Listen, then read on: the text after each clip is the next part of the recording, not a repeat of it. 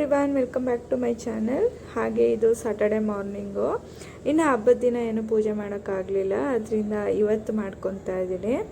ಹಾಗೆ ಸ್ವಲ್ಪ ಮನೆಯೆಲ್ಲ ಕ್ಲೀನ್ ಮಾಡಿಬಿಟ್ಟು, ಅಂದರೆ ನೆನ್ನೆನೇ ಮನೆಯೆಲ್ಲ ಕ್ಲೀನ್ ಮಾಡಿ ಪೂಜೆ ಸಾಮಾನೆಲ್ಲ ತೊಳೆದು ಎಲ್ಲ ರೆಡಿ ಮಾಡಿ ಇಟ್ಕೊಂಡ್ಬಿಟ್ಟಿದ್ದೀನಿ.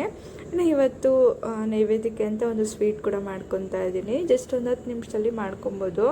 ಅದನ್ನು ಮಾಡಿಬಿಟ್ಟು ಹಾಗೆ ಸಿಂಪಲ್ಲಾಗಿ ಪೂಜೆನ ಮುಗಿಸ್ಕೊಂಡು ದೇವಸ್ಥಾನಕ್ಕೆ ಹೋಗಿ ಬರ್ತೀನಿ. ಹಾಗೆ ಇವತ್ತು ಒಂದು ಟಿಫನ್ಗೆ ಬ್ರೇಕ್ಫಾಸ್ಟ್ಗೆ ಒಂದು ರೆಸಿಪಿ ಕೂಡ ಶೇರ್ ಮಾಡ್ತಾ ಇದ್ದೀನಿ. ಟೊಮೆಟೊ ಬಾತ್ ರೆಸಿಪಿ ಕ್ವಿಕ್ಕಾಗಿ, ಅಂದರೆ ಒಂದು ಡಿಫ್ರೆಂಟ್ ಟೇಸ್ಟಲ್ಲಿ ಕೂಡ ಮಾಡ್ತಾಯಿದ್ದೀನಿ. ವಿಡಿಯೋ ಕೊನೆವರೆಗೂ ನೋಡಿ ಆಯಿತಾ. ಹಾಗೆ ಮನೆ ಮುಂದೆ ಸಿಂಪಲ್ಲಾಗಿ ಒಂದು ರಂಗೋಲಿನ ಕೂಡ ಬಿಟ್ಕೊತಾ ಇದ್ದೀನಿ. ಇನ್ನು ಟೈಮು ಈಗ 5:45 ಹತ್ತತ್ರ ಆಗ್ತಾಯಿದೆ. ಬೇಗನೆ ಎದ್ದು ಮನೆಯೆಲ್ಲ ಒರೆಸಿ ಸ್ನಾನ ಮುಗಿಸ್ಕೊಂಡು ಇಲ್ಲಿ ರಂಗೋಲಿನ ಬಿಡ್ತಾಯಿದ್ದೀನಿ. ಹಾಗೆ ಪೂಜೆ ಎಲ್ಲ ಮುಗಿಸಿ ಟಿಫನ್ಗೆಲ್ಲ ರೆಡಿ ಮಾಡೋ ಅಷ್ಟರಲ್ಲಿ ಟೈಮ್ ಆಗೇ ಹೋಗ್ಬಿಡುತ್ತಲ್ವ. ಸೊ ಅದರಿಂದ ಬೇಗನೆ ಎದ್ದು ನಿಧಾನಕ್ಕೆ ಎಲ್ಲ ಮಾಡ್ಕೊತಾ ಇದ್ದೀನಿ.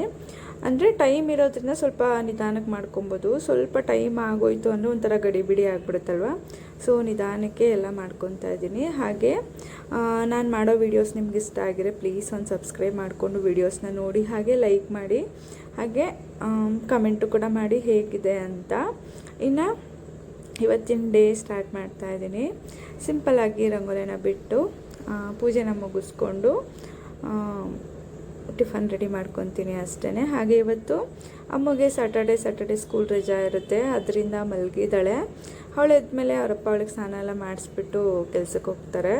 ಅಷ್ಟರಲ್ಲಿ ನಾನು ಟಿಫನ್ ಎಲ್ಲ ರೆಡಿ ಮಾಡಿಬಿಟ್ರೆ ನನ್ನ ಕೆಲಸನೂ ಕೂಡ ಆಯಿತು. ಆಮೇಲೆ ಪಾಪುಗೆ ಸ್ನಾನ ಮಾಡಿಸೋದಾಗಲಿ, ಅವನ್ನ ನೋಡ್ಕೊಳ್ಳೋದು, ಹಾಗೆ ವಿಡಿಯೋ ಏನಾರು ಎಡಿಟ್ ಮಾಡೋದಿದ್ರೆ ಆ ಕೆಲಸನೆಲ್ಲ ಮಾಡ್ಕೊತೀನಿ. ಅದನ್ನು ನಂದು ಡೇ ಫುಲ್ಲು ಒಂಥರ ಬ್ಯುಸಿ ಅಂತಲೇ ಹೇಳ್ಬೋದು. ಮಧ್ಯಾಹ್ನ ಮೇಲೆ ಸ್ವಲ್ಪ ಫ್ರೀ ಆಗ್ತೀನಿ. ಮಧ್ಯಾಹ್ನದ ಅಷ್ಟರಲ್ಲಿ ಎಲ್ಲ ಕೆಲಸನ ಮುಗಿಸ್ಕೊಂಬಿಟ್ರೆ ಮಧ್ಯಾಹ್ನ ಮೇಲೆ ಸ್ವಲ್ಪ ಫ್ರೀ ಆದಮೇಲೆ ಆವಾಗ ಏನಾದ್ರು ಅಡುಗೆ ಕೆಲಸ ಆ ಥರ ಏನಾದ್ರು ಸಂಜೆಗೆ ಸಾಂಬಾರು ಈ ರೀತಿ ಏನೋ ಮಾಡ್ಕೊಳ್ಳೋದಿದ್ರೆ ಆ ಕೆಲಸನೆಲ್ಲ ಮಾಡ್ಕೊತೀನಿ ನಿಧಾನಕ್ಕೇ. ಇನ್ನು ಅಮ್ಮು ಇರೋದ್ರಿಂದ ಪಾಪುನ ಸ್ವಲ್ಪ ಆಟ ಆಡ್ಸೋದಾಗಲಿ ಆ ಥರ ಎಲ್ಲ ಮಾಡ್ಕೊತಾ ಇರ್ತಾಳೆ. ಅದರಿಂದ ನಂಗೆ ಸ್ವಲ್ಪ ಕೆಲಸ ಫ್ರೀ ಆಗಿರುತ್ತೆ. ಇನ್ನು ಸಿಂಪಲ್ಲಾಗಿ ಒಂದು ರಂಗೋಲಿ ಕೂಡ ಬಿಟ್ಟಾಯಿತು. ಹಾಗೆ ಇವತ್ತು ಪೂಜೆಗೆ ಅಂದರೆ ನೈವೇದ್ಯಕ್ಕೆ ಅಂತ ಒಂದು ಸ್ವೀಟ್ ಮಾಡ್ಕೊತಾ ಇದ್ದೀನಿ. ರವೆನ ಬಳಸಿ ಜಸ್ಟ್ ಒಂದು 10-15 ನಿಮಿಷದಲ್ಲಿ ಮಾಡ್ಕೊಂಬಿಡ್ಬೋದು, ಕ್ವಿಕ್ಕಾಗುತ್ತೆ. ಹಾಗೆ ಸ್ವೀಟ್ಸ್ ಎಲ್ಲ ನಾನು ಯಾವಾಗಲೂ ಕಡಿಮೆ ಕ್ವಾಂಟಿಟಿಲೇ ಮಾಡ್ಕೊತೀನಿ. ನಮ್ಮ ಮನೆಯಲ್ಲಿ ಅಷ್ಟು ಸ್ವೀಟ್ಸು ಯಾರೂ ಇಷ್ಟಪಡಲ್ಲ, ಅದರಿಂದ ಸ್ವಲ್ಪ ಕ್ವಾಂಟಿಟಿಲೇ ಮಾಡ್ಕೊತೀನಿ. ಜಸ್ಟ್ ಈ ಲೋಟದಲ್ಲಿ 1 ಲೋಟ ಅಳತೆ ತೊಗೊಂಡು ಮಾಡ್ಕೊತಾ ಇದ್ದೀನಿ. ಅಂದರೆ ಇದೇ ಲೋಟದಲ್ಲಿ ರವೆ, ಹಾಗೆಯೇ ಹಾಲು ಮತ್ತು ನೀರು, ಸಕ್ಕರೆ ಎಲ್ಲ ಈ ಕ್ವಾಂಟಿಟಿಲೇ ತೊಗೊತಾ ಇದ್ದೀನಿ. ಅಂದರೆ ಈ ಮೆಷರ್ಮೆಂಟಲ್ಲಿ ಮಾಡಿದ್ರೆ ಕರೆಕ್ಟಾಗಿ ಪರ್ಫೆಕ್ಟಾಗಿ ಬರುತ್ತೆ. ಹೇಗೆ ಮಾಡೋದು ನೋಡೋಣ. ಫಸ್ಟಿಗೆ ನಾನಿಲ್ಲಿ ಒಂದು ಪ್ಯಾನ್ಗೆ 1 ಸ್ಪೂನಷ್ಟು ತುಪ್ಪನ ಹಾಕ್ಕೊತಾ ಇದ್ದೀನಿ. ಜೊತೆಗೇ ನಾನಿಲ್ಲಿ ದ್ರಾಕ್ಷಿನ ಹಾಕಿ ಫ್ರೈ ಮಾಡ್ಕೊತಾ ಇದ್ದೀನಿ. ನೀವು ಬೇಕಿದ್ದರೆ ಗೋಡಂಬಿ ಹಾಗೆ ಡ್ರೈ ಫ್ರೂಟ್ಸು ಕೂಡ ಹಾಕೊಬೋದು. ನಾನು ಬರೀ ದ್ರಾಕ್ಷಿನ ಮಾತ್ರ ಹಾಕ್ತಾಯಿದ್ದೀನಿ. ದ್ರಾಕ್ಷಿನ ಹಾಕ್ಬಿಟ್ಟು ಚೆನ್ನಾಗಿ ಅದು ತುಪ್ಪದಲ್ಲಿ ಫ್ರೈ ಮಾಡಿ ಸಪ್ರೇಟಾಗಿ ತೆಗೆದಿಟ್ಕೊತಾ ಇದ್ದೀನಿ. ನಂತರ ಅದೇ ಪ್ಯಾನ್ಗೆ ನಾನಿಲ್ಲಿ 1 ಲೋಟ ರವೆ ತೊಗೊಂಡಿದ್ದೆ ಅಲ್ವಾ, ಆ ರವೆಯನ್ನು ಕೂಡ ಹಾಕ್ಬಿಟ್ಟು ಇದನ್ನು ಚೆನ್ನಾಗಿ ಫ್ರೈ ಮಾಡ್ಕೊತಾ ಇದ್ದೀನಿ. ತುಪ್ಪದಲ್ಲೇ ಚೆನ್ನಾಗಿ ಹುರ್ಕೊತಾ ಇದ್ದೀನಿ. ಇದೊಂದು ಒಳ್ಳೆ ಘಮ ಬರುತ್ತೆ, ಹಾಗೆ ಕಲರ್ ಕೂಡ ಚೇಂಜ್ ಆಗ್ತಾ ಬರುತ್ತೆ. ಅಲ್ಲಿವರೆಗೂ ಲೋ ಫ್ಲೇಮ್ನಲ್ಲೇ ಚೆನ್ನಾಗಿ ಫ್ರೈ ಮಾಡ್ಕೊಬೇಕು. ಇನ್ನು ಸ್ವೀಟ್ಸು ಫಸ್ಟ್ ಟೈಮ್ ಮಾಡಿದ್ರು ಕೂಡ ಸ್ವಲ್ಪ ಕ್ವಾಂಟಿಟಿಲಿ ಟ್ರೈ ಮಾಡಿ, ಆಗ ಪರ್ಫೆಕ್ಟಾಗಿ ಬರುತ್ತೆ. ಅಂದರೆ ನೆಕ್ಸ್ಟು ಏನಾದ್ರು ಸ್ವೀಟ್ ಮಾಡಬೇಕಾದ್ರೂ ಒಂದು ಕಾನ್ಫಿಡೆಂಟ್ ಇರುತ್ತೆ. ಅಕಸ್ಮಾತ್ ನಾವು ಸ್ವಲ್ಪ ಜಾಸ್ತಿ ಕ್ವಾಂಟಿಟಿಲಿ ಮಾಡಿಬಿಟ್ರೆ ಅದು ಒಂದೊಂದು ಸ್ವೀಟು ಕರೆಕ್ಟಾಗಿ ಬರುತ್ತೆ, ಒಂದೊಂದು ಸ್ವೀಟು ಅಷ್ಟು ಪರ್ಫೆಕ್ಟಾಗಿ ಬರಲ್ಲ ಅಲ್ವಾ. ಸೊ ಅದರಿಂದ ಸ್ವೀಟ್ಸ್ ಏನೇ ಮಾಡೋದು ಸ್ಟಾರ್ಟಿಂಗ್ ಫಸ್ಟ್ ಟೈಮ್ ಮಾಡೋದಿದ್ರೆ ಸ್ವಲ್ಪ ಕ್ವಾಂಟಿಟಿಲೇ ಮಾಡಿ ಟ್ರೈ ಮಾಡಿ ನೋಡಿ, ಆಗ ಪರ್ಫೆಕ್ಟಾಗಿ ಆಗುತ್ತೆ. ಇನ್ನು ರವೆನ ಚೆನ್ನಾಗಿ ಹುರ್ಕೊಂಡು, ರವೆ ಕೂಡ ಚೆನ್ನಾಗಿ ಕಲರ್ ಕೂಡ ಚೇಂಜ್ ಆಗಿದೆ. ಇನ್ನು ಈ ಟೈಮಲ್ಲಿ ನಾನು 1 ಲೋಟ ಹಾಲನ್ನ ತೊಗೊತಾ ಇದ್ದೀನಿ. ಹಾಲನ್ನು ಹಾಕ್ಬಿಟ್ಟು ಚೆನ್ನಾಗಿ ಎಲ್ಲ ಮಿಕ್ಸ್ ಮಾಡ್ಕೊಬೇಕು.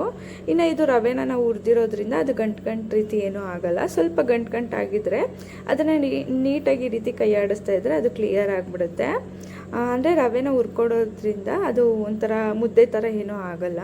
ಸೊ ಆರಾಮಾಗಿ ಈ ರೀತಿ ಚೆನ್ನಾಗಿ ಮಿಕ್ಸ್ ಮಾಡಿಕೊಂಡು ನಂತರ ಇದಕ್ಕೇ ನಾನಿಲ್ಲಿ ಅಂದರೆ 1 ಲೋಟ ಇದು ತೊಗೊಂಡಿದ್ದೆ ಅಲ್ವಾ, ರವೆಗೆ. ಆ ರವೆಗೆ 1 ಲೋಟದಷ್ಟು ಸಕ್ಕರೆನೂ ಕೂಡ ಹಾಕಿ ಚೆನ್ನಾಗಿ ಫ್ರೈ ಮಾಡಿಕೊಂಡು ನಂತರ ಹಾಲು ಹಾಕ್ಕೊಂಡು, ಈಗ 1 ಲೋಟ ಹಾಲು ಹಾಕಿದ್ದೀನಿ, ಅದಕ್ಕೆ 2 ಲೋಟದಷ್ಟು ನೀರನ್ನ ಕೂಡ ಮಿಕ್ಸ್ ಮಾಡ್ಕೊತಾ ಇದ್ದೀನಿ. ಟೋಟಲಿ 3 ಲೋಟ ಆಯಿತು. ನೀವು ಬೇಕಾದ್ರೆ ಹಾಲನ್ನ ಜಾಸ್ತಿನೇ ಮಾಡ್ಕೊಬೋದು, ನೀರು ಕ್ವಾಂಟಿಟಿ ಕಮ್ಮಿ ಮಾಡ್ಕೊಬೋದು. ನಾನಿಲ್ಲಿ ಈ ಮೆಷರ್ಮೆಂಟಲ್ಲಿ ತೊಗೊಂಡಿದ್ದೀನಿ. ಇನ್ನು ಇದನ್ನು ಹಾಕ್ಬಿಟ್ಟು ಚೆನ್ನಾಗಿ ಮಿಕ್ಸ್ ಮಾಡಿಕೊಂಡು ಸ್ವಲ್ಪ ಕುದಿ ಬರಬೇಕು. ಅಷ್ಟರಲ್ಲಿ ಅದನ್ನ ಲೋ ಫ್ಲೇಮ್ನಲ್ಲಿ ಇಟ್ಬಿಟ್ಟು ಇಲ್ಲಿ ನಾನು ಬಾಳೆಹಣ್ಣು ಕೂಡ ಕಟ್ ಮಾಡಿ ಸೇರಿಸ್ಕೊತಾ ಇದ್ದೀನಿ. ಬಾಳೆಹಣ್ಣು ಹಾಕಿ ಟ್ರೈ ಮಾಡಿ ನೋಡಿ, ಒಳ್ಳೆ ಟೇಸ್ಟ್ ಕೊಡುತ್ತೆ. ಹಾಗೆ ಸತ್ಯನಾರಾಯಣ ಪೂಜೆಗಳಲ್ಲೆಲ್ಲ ಮಾಡ್ತಾರಲ್ವ, ಆ ರೀತಿ ಆ ಟೇಸ್ಟಲ್ಲಿ ಇರುತ್ತೆ ಈ ಸ್ವೀಟು. ಖಂಡಿತ ಟ್ರೈ ಮಾಡಿ. ಇನ್ನು ಬಾಳೆಹಣ್ಣು ಬೇಕಾದ್ರೆ ಪೈನಾಪಲ್ನ ಕೂಡ ಸೇರಿಸ್ಕೊಬೋದು, ಅಥವಾ ಫ್ರೂಟ್ಸ್ ಏನಾದ್ರು ಇದ್ದರೂ ಕೂಡ, ಅಂದರೆ ಆ್ಯಪಲ್ಲು, ಈ ರೀತಿ ಸಾಫ್ಟಾಗಿರೋವಂಥ ಫ್ರೂಟ್ಸ್ ಏನಿದ್ರು ಸೇರಿಸ್ಕೊಬೋದು.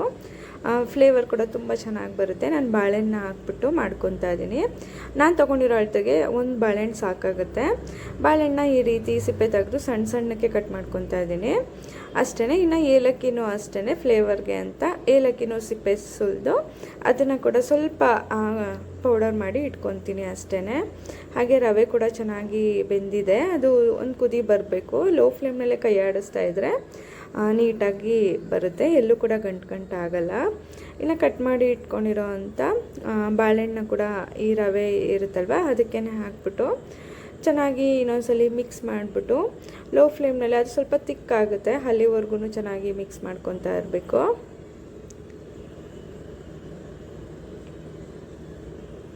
ಇನ್ನು ನೀವು ಸ್ವೀಟ್ ಹೆಚ್ಚು ಕಮ್ಮಿ ಇದ್ದರೆ ಬೇಕಾದ್ರೆ ನೋಡಿಕೊಂಡು ಹಾಕೊಬೋದು. ನಾನು ಸ್ವೀಟ್ ಸ್ವಲ್ಪ ಕಡಿಮೆನೇ ಮಾಡ್ಕೊತೀನಿ ಅಷ್ಟೇ. ಇದನ್ನ ನೋಡಿ, ಇದು ಸ್ವಲ್ಪ ಗಟ್ಟಿ ಆಗ್ತಾ ಬರ್ತಾ ಇದೆ, ಅಂದರೆ ಲೋ ಫ್ಲೇಮ್ನಲ್ಲೇ ಮಾಡ್ಕೊಬೇಕಾಗುತ್ತೆ ಅಷ್ಟೇ. ಇನ್ನು ಇದಾಗಿದೆ.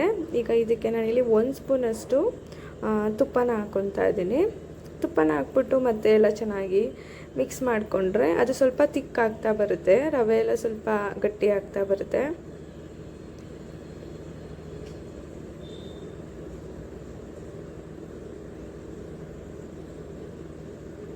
ಚೆನ್ನಾಗಿದೆ. ಈ ರೀತಿ ಕೈ ಆಡಿಸ್ತಾನೆ ಇದ್ದರೆ ಎಲ್ಲೂ ಕೂಡ ತಳ ಹಿಡ್ಕೊಳ್ಳಲ್ಲ. ಹಾಗೆ ಸ್ವೀಟ್ಸ್ ಎಲ್ಲ ಮಾಡಿದ್ರೆ ಸ್ವಲ್ಪ ಮಂದ ಇರೋವಂಥ ಪಾತ್ರೆನ ತೊಗೊಳ್ಳಿ, ತಳ ಹಿಡಿದೇ ಇರೋ ರೀತಿ ಇರಬೇಕಲ್ವ. ಸೊ ಅದರಿಂದ ಸ್ವಲ್ಪ ದಪ್ಪ ಇರೋವಂಥ ಪಾತ್ರೆನ ಯೂಸ್ ಮಾಡಿಕೊಂಡ್ರೆ ಒಳ್ಳೆಯದು.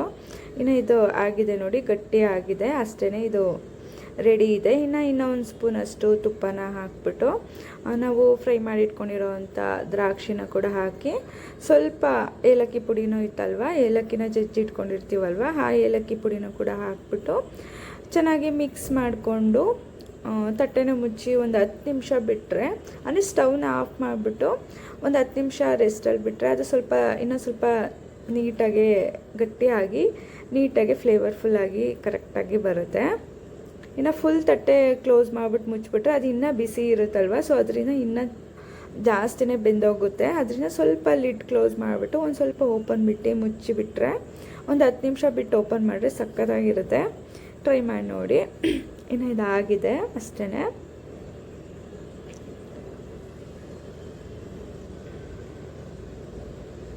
ಇದನ್ನು ನೀವು ತುಂಬ ಹೊತ್ತಿಟ್ಟರು ಕೂಡ ಇಷ್ಟೇ ಸಾಫ್ಟಾಗಿ ತುಂಬ ಚೆನ್ನಾಗಿರುತ್ತೆ, ತುಂಬ ಗಟ್ಟಿ ಅಂತೂ ಆಗೋದೇ ಇಲ್ಲ ಅಷ್ಟೇ. ಇದಾಗಿದೆ, ಇನ್ನು ರೆಡಿ ಇದೆ. ಹಾಗೆ ಫೋಟೋಗೆ ಹೂವು ಎಲ್ಲ ಹಾಕ್ಬಿಟ್ಟು ಅದು ಸ್ವಲ್ಪ ತಣ್ಣಗಾಗೋಷ್ಟರಲ್ಲಿ ಫೋಟೋಗೆ ಹೂವು ಎಲ್ಲ ಹಾಕಿ ಅರೇಂಜ್ ಮಾಡ್ಕೊಂಬಿಟ್ರೆ ಆಮೇಲೆ ಪೂಜೆ ಮಾಡ್ಕೊಳ್ಳೋಕೆ ಸರಿ ಹೋಗುತ್ತಲ್ವ. ಸೊ ಇನ್ನು ಹೂವು ಎಲ್ಲ ನೆನ್ನೆನೇ ಕಟ್ಟಿಟ್ಬಿಟ್ಟಿದೆ, ಹಣ್ಣುಗಳೆಲ್ಲ ನೆನ್ನೆನೇ ತಂದಿದ್ದರಿಂದ ಇವಾಗ ಜಸ್ಟು ಫೋಟೋಗೆ ಹೂವು ಎಲ್ಲ ಹಾಕ್ಬಿಟ್ಟು ಪೂಜೆನ ಮಾಡ್ಕೊಳ್ಳೋದಷ್ಟೇ.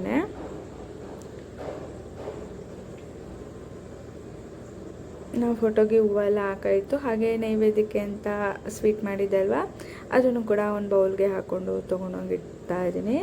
ಇಟ್ಬಿಟ್ಟು ದೀಪ ಹಚ್ಚಿ ಸಿಂಪಲ್ಲಾಗಿ ಪೂಜೆ ಮಾಡಿಕೊಂಡೆ. ನೋಡಿ, ನಮ್ಮ ಮನೇಲಿ ಇರೋದಿಷ್ಟೇ ಪೂಜೆ ಸಾಮಾನ್ಸು, ತುಂಬ ಇಟ್ಕೊಂಡಿಲ್ಲ. ಹಾಗೆ ಮನೆ ಸ್ವಲ್ಪ ಪೂಜೆ ರೂಮ್ ಏನೂ ಇಲ್ಲ, ಚಿಕ್ಕದಾಗಿರೋದ್ರಿಂದ ನಾನು ಸ್ವಲ್ಪ ಫೋಟೋಸು ಅಷ್ಟೇ, ಹಾಗೆ ಪೂಜೆ ಸಾಮಾನುಗಳು ಅಷ್ಟೇ, ತುಂಬ ಇಟ್ಕೊಂಡಿಲ್ಲ. ಸ್ವಲ್ಪ ಇಟ್ಕೊಂಡು ಸಿಂಪಲ್ಲಾಗಿ ಪೂಜೆನೂ ಕೂಡ ಮುಗಿಸ್ಕೊಂಡೆ. ಇನ್ನು ಪೂಜೆ ಎಲ್ಲ ಮುಗಿಸೋ ಅಷ್ಟರಲ್ಲಿ ನನಗೆ 6:30 6:45 ಹತ್ರನೇ ಆಗಿಬಿಡ್ತು.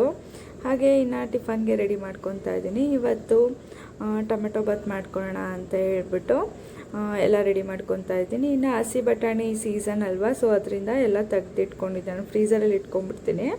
ಈ ರೀತಿ ಹಸಿ ಬಟಾಣಿ ಯೂಸ್ ಮಾಡಿಕೊಂಡು ತುಂಬ ರೆಸಿಪೀಸ್ ಎಲ್ಲ ಮಾಡ್ಕೊಬೋದಲ್ವ, ಅಂದರೆ ಪಲಾವ್ಗಾಗಲಿ ಬಾತ್ಗೆಲ್ಲ ಬೇಕಾಗುತ್ತಲ್ವ.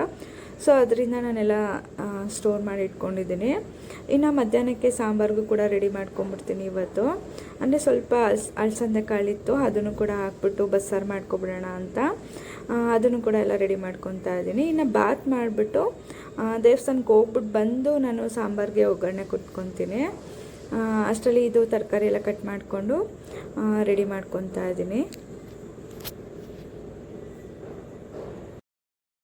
ಇನ್ನು ಕುಕ್ಕರಲ್ಲೇ ಮಾಡ್ಕೊತಾ ಇರೋದ್ರಿಂದ ಕುಕ್ಕರ್ಗೆ ಒಂದು 2ರಿಂದ 3 ಸ್ಪೂನಷ್ಟು ಎಣ್ಣೆ ಹಾಕ್ಕೊಂಡು, ಎಣ್ಣೆ ಚೆನ್ನಾಗಿ ಕಾದ್ಮೇಲೆ ಅದಕ್ಕೆ ಬಿರಿಯಾನಿ ಸ್ಪೈಸಸ್ನೆಲ್ಲ ಹಾಕ್ಕೊತಾ ಇದ್ದೀನಿ. ಅಂದರೆ ಸೋಂಪು, ಹಾಗೆಯೇ ಪಲಾವ್ ಎಲೆ, ಹಾಗೆ ಚಕ್ಕೆ, ಲವಂಗ, ಅನಾನಸ್ ಹೂವು, ಮರಾಠಿ ಮೊಗ್ಗು ಹಾಕ್ಕೊಂಡು ಚೆನ್ನಾಗಿ ಫ್ರೈ ಮಾಡಿಕೊಂಡು, ನಂತರ ಇದಕ್ಕೆ ಕಟ್ ಮಾಡಿ ಇಟ್ಕೊಂಡಿರೋ ಅಂಥ ಹಸಿಮೆಣಸಿನ್ಕಾಯಿ ಹಾಗೆಯೇ ಈರುಳ್ಳಿನ ಹಾಕ್ಕೊತಾ ಇದ್ದೀನಿ.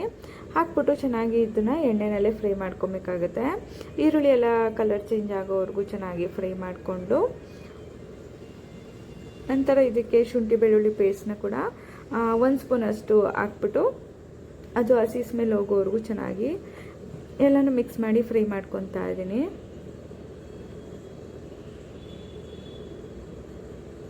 ಇನ್ನು ಇದು ಹಸಿ ಸ್ಮೆಲ್ ಹೋಗೋವರೆಗೂ ಚೆನ್ನಾಗಿ ಎಲ್ಲ ಫ್ರೈ ಆದಮೇಲೆ ಹಸಿ ಬಟಾಣಿ ತೊಗೊಂಡಿದ್ದಲ್ವ ಅದನ್ನು ಕೂಡ ಹಾಕ್ಬಿಟ್ಟು ಇದನ್ನು ಅಷ್ಟೇ ಚೆನ್ನಾಗಿ ಮಿಕ್ಸ್ ಮಾಡಿ ಹುರ್ಕೊತಾ ಇದ್ದೀನಿ. ನಂತರ ಇಲ್ಲಿ ನಾನು ಒಂದು ಮಿಕ್ಸಿ ಜಾರ್ಗೆ ಒಂದು 3ರಿಂದ 4 ಟೊಮೆಟೊ ಹಾಗೆ ಬ್ಯಾಡಗೆ ಮೆಣಸಿನ್ಕಾಯಿನ ಹಾಕ್ಬಿಟ್ಟು ಜೊತೆಗೇ ಒಂದು ಸ್ವಲ್ಪ ಕಾಯಿನ ಹಾಕ್ಬಿಟ್ಟು ರುಬ್ಕೊಂಡಿದ್ದೀನಿ. ಅಂದರೆ ಟೊಮೆಟೊನ ನೀವು ಒಗ್ಗರಣೆಗೂ ಕೂಡ ಸೇರಿಸ್ಕೊಬೋದು. ನಾನು ಟೊಮೆಟೊನ ಒಂದು 3 ಟೊಮೆಟೊ ಇಲ್ಲಿ ರುಬ್ಬೋದಕ್ಕೆ ಹಾಕ್ಕೊಂಡಿದ್ದೀನಿ, ಹಾಗೆ 1 ಟೊಮೆಟೊ ಒಗ್ಗರಣೆಗೂ ಕೂಡ ಹಾಕ್ಕೊಂಡಿದ್ದೀನಿ. ಇನ್ನು ಹಾಕ್ಬಿಟ್ಟು ಜೊತೆಗೆ ಒಂದು ಸ್ವಲ್ಪ ಕಾಯಿ ಹಾಗೆ ಬ್ಯಾಡಗೆ ಮೆಣಸಿನ್ಕಾಯಿನ ಹಾಕಿ ರುಬ್ಬಿ ಇದಕ್ಕೆ ಸೇರಿಸ್ಕೊಂಡು ಚೆನ್ನಾಗಿ ಅದು ಎಣ್ಣೆ ಬಿಟ್ಕೊಳ್ಳೋವರೆಗೂ ಫ್ರೈ ಮಾಡ್ಕೊಬೇಕು.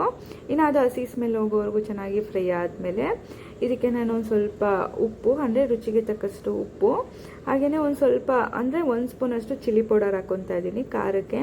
ಇನ್ನು ಖಾರಕ್ಕೆ ನಾನು ಕಲರ್ಗೆ ಅಂತ ಬ್ಯಾಡಗೆ ಮೆಣಸಿನ್ಕಾಯಿ ಹಾಕಿದ್ದೀನಿ. ಇನ್ನು ಖಾರಕ್ಕೆ ಚಿಲ್ಲಿ ಪೌಡರ್ ಹಾಕ್ಕೊತಾ ಇದ್ದೀನಿ. ಹಾಗೆಯೇ 1 ಸ್ಪೂನಷ್ಟು ಧನಿಯಾ ಪುಡಿ, ಹಾಗೆ ಒಂದು ಸ್ವಲ್ಪ ಗರಂ ಮಸಾಲ, ಹಾಗೆ ಒಂದು ಸ್ವಲ್ಪ ಪೆಪ್ಪರ್ ಪೌಡರ್ನ ಹಾಕ್ಕೊತಾ ಇದ್ದೀನಿ ಅಷ್ಟೇ. ಹಾಗೆ ಒಂದು ಸ್ವಲ್ಪ ಅರಿಶಿನ ಪುಡಿನ ಕೂಡ ಹಾಕ್ಬಿಟ್ಟು ಇದನ್ನು ಚೆನ್ನಾಗಿ ಮಿಕ್ಸ್ ಮಾಡ್ಕೊಬೇಕು. ನೀವು ಬೇಕಾದ್ರೆ ಮೊಸರನ್ನ ಕೂಡ ಸೇರಿಸ್ಕೊಬೋದು. ನಾನು ತೆಂಗಿನಕಾಯಿ ಎಲ್ಲ ಹಾಕಿರೋದ್ರಿಂದ ಇಲ್ಲಿ ಮೊಸರನ್ನ ಹಾಕ್ಕೊತಾ ಇಲ್ಲ ಅಷ್ಟೇ. ಇದನ್ನು ಹಾಕ್ಬಿಟ್ಟು ಚೆನ್ನಾಗಿ ಇದನ್ನೆಲ್ಲ ಮಿಕ್ಸ್ ಮಾಡ್ಕೊಬೇಕು. ಅಂದರೆ ಮಸಾಲೆ ಎಲ್ಲ ಚೆನ್ನಾಗಿ ಹೊಂದ್ಕೊಳ್ಳೋ ರೀತಿ ಚೆನ್ನಾಗಿ ಮಿಕ್ಸ್ ಮಾಡಿಬಿಟ್ಟು ಒಂದು 2ರಿಂದ 3 ನಿಮಿಷದಷ್ಟು ಫ್ರೈ ಮಾಡಿಕೊಂಡ್ರೆ ಅದು ಮಸಾಲೆಯಲ್ಲಿರೋ ಎಣ್ಣೆ ಎಲ್ಲ ಫ್ರೈ ಆಗಿ ಎಣ್ಣೆ ಬಿಟ್ಕೊಳ್ಳೋಕೆ ಸ್ಟಾರ್ಟ್ ಆಗುತ್ತೆ. ಇನ್ನು ಅಲ್ಲಿವರೆಗೂ ಫ್ರೈ ಮಾಡಿಕೊಂಡು ನಂತರ ಇದಕ್ಕೆ ಕಟ್ ಮಾಡಿ ಇಟ್ಕೊಂಡಿರೋಂಥ 1 ಟೊಮೆಟೊ ಹಾಗೆ 1 ಹಿಡಿಯಷ್ಟು ಪುದೀನ, 1 ಹಿಡಿಯಷ್ಟು ಕೊತ್ತಂಬರಿ ಸೊಪ್ಪನ್ನ ಹಾಕ್ಕೊತಾ ಇದ್ದೀನಿ ಅಷ್ಟೇ. ಇದನ್ನು ಹಾಕ್ಬಿಟ್ಟು ಚೆನ್ನಾಗಿ ಎಲ್ಲ ಮಿಕ್ಸ್ ಮಾಡಿ ಹುರ್ಕೊಬೇಕು.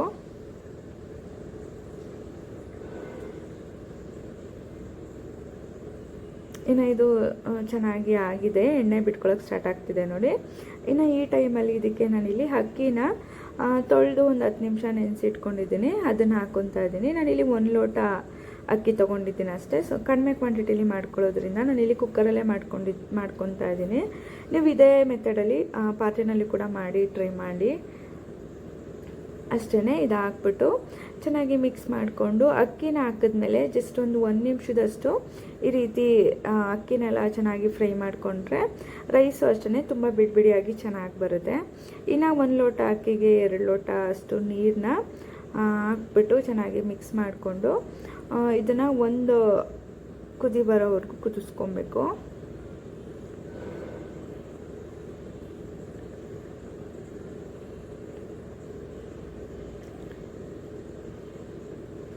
ನಂತರ ಇದು ಒಂದು ಕುದಿ ಬಂದಮೇಲೆ ಇದಕ್ಕೆ ನಾನಿಲ್ಲಿ ಒಂದು ಸ್ವಲ್ಪ ಕಸೂರಿ ಮೇಥಿ, ಹಾಗೆಯೇ ರುಚಿಗೆ ಉಪ್ಪು ಹೆಚ್ಚು ಕಮ್ಮಿ ಇದ್ದರೆ ನೋಡ್ಕೊಂಡು ಹಾಕ್ಕೊಳ್ಳಿ. ನನಗೆ ಕಡಿಮೆ ಇದೆ ಅಂತ ಅನ್ನಿಸ್ತು, ಅದನ್ನು ಸ್ವಲ್ಪ ಉಪ್ಪನ್ನು ಹಾಕ್ಬಿಟ್ಟು ಸ್ವಲ್ಪ ಕಸೂರಿ ಮೇಥಿ ಹಾಗೆಯೇ ಒಂದು ಅರ್ಧ ನಿಂಬೆಹಣ್ಣು ರಸನ ಕೂಡ ಹಿಂಡ್ಕೊತಾ ಇದ್ದೀನಿ ಅಷ್ಟೇ. ನಿಂಬೆಹಣ್ಣು ರಸ ಹಾಕ್ಬಿಟ್ಟು ಚೆನ್ನಾಗಿ ಮಿಕ್ಸ್ ಮಾಡಿಬಿಟ್ಟು ಇನ್ನೊಂದ್ಸಲಿ ಕುಕ್ಕರ್ನ ಮುಚ್ಚಿ 2 ವಿಷಲ್ ಕೂಗಿಸ್ಕೊತಾ ಇದ್ದೀನಿ ಅಷ್ಟೇ. ಇನ್ನು ಬಾತ್ ರೆಡಿ ಆಯಿತು. ಹಾಗೆ ಸಾಂಬಾರಿಗೂ ಕೂಡ ದೇವಸ್ಥಾನಕ್ಕೆ ಹೋಗಿ ಬಂದುಬಿಟ್ಟು ಮಾಡ್ಕೊಳ್ಳೋಣ ಅಂತ ಹೇಳ್ಬಿಟ್ಟು ಎಲ್ಲ ಕಟ್ ಮಾಡಿ ಇಟ್ಟಿದ್ದೀನಿ ಅಷ್ಟೇ. ಇನ್ನು ಇದು ಕುಕ್ಕರ್ನ ಮುಚ್ಚಿ 2 ವಿಷಲ್ ಕೂಗಿಸ್ಕೊತೀನಿ.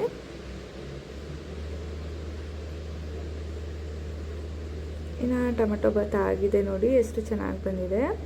ಒಂಥರ ಡಿಫ್ರೆಂಟ್ ಟೇಸ್ಟ್ ಕೂಡ ಇರುತ್ತೆ, ಟ್ರೈ ಮಾಡಿ ನೋಡಿ. ಇದಕ್ಕೆ ನಾನು ಕಾಂಬಿನೇಷನ್ ಆಗಿ ಕೆಂಪು ಚಟ್ನಿನ ಕೂಡ ಮಾಡ್ಕೊಂಡಿದ್ದೀನಿ. ಚಟ್ನಿ ಜೊತೆಗೆ ಸರ್ವ್ ಮಾಡಿದ್ರೆ ಒಂದೊಳ್ಳೆ ಟೇಸ್ಟ್ ಕೊಡುತ್ತೆ. ನೀವು ಬೇಕಾದ್ರೆ ಮೊಸರು ಬಜ್ಜಿನೂ ಕೂಡ ತೊಗೊಬೋದು. ಅಷ್ಟೇ, ಇನ್ನು ಬಾತ್ ರೆಡಿ ಇದೆ. ಇನ್ನು ದೇವಸ್ಥಾನಕ್ಕೆ ಹೋಗೋದಕ್ಕೆ ಅಂತ ಎಲ್ಲ ರೆಡಿ ಆಗಿಬಿಟ್ಟು ದೇವಸ್ಥಾನಕ್ಕೆ ಹೋಗಿ ಅಲ್ಲಿ ಅಂದರೆ ಜನ ಇರಲಿಲ್ಲ. ನಮ್ಮ ಮನೆ ಹತ್ರನೇ ದೇವಸ್ಥಾನಗಳು ತುಂಬ ಇರೋದ್ರಿಂದ ಇಲ್ಲಿ ಅಷ್ಟು ಜನ ಇರಲಿಲ್ಲ.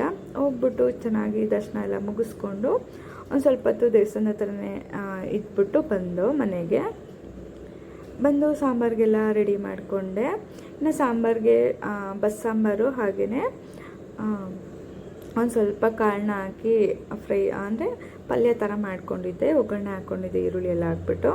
ಹಾಗೆಯೇ ಸ್ವಲ್ಪ ಬೋಂಡನೂ ಕೂಡ ಮಾಡ್ಕೊಳ್ಳೋಣ ಅಂದ್ಬಿಟ್ಟು ಬೋಂಡನೂ ಕೂಡ ಮಾಡಿಕೊಂಡು ಅಡುಗೆ ಕೆಲಸ ಎಲ್ಲ ಮುಗಿಸ್ಕೊಂಡು ಟಿಫನ್ನ ಕೂಡ ಮುಗಿಸ್ಕೊಂಡ್ವಿ ಅಷ್ಟೇ. ಇನ್ನು ಇವತ್ತಿನ ಬ್ಲಾಗ್ ಕೂಡ ಇಷ್ಟನೇ. ಈ ಬ್ಲಾಗ್ ಇಷ್ಟ ಆಗಿದ್ರೆ ಪ್ಲೀಸ್ ಒಂದು ಲೈಕ್ ಮಾಡಿ, ಹಾಗೆ ಶೇರ್ ಮಾಡಿ ಆಯಿತಾ.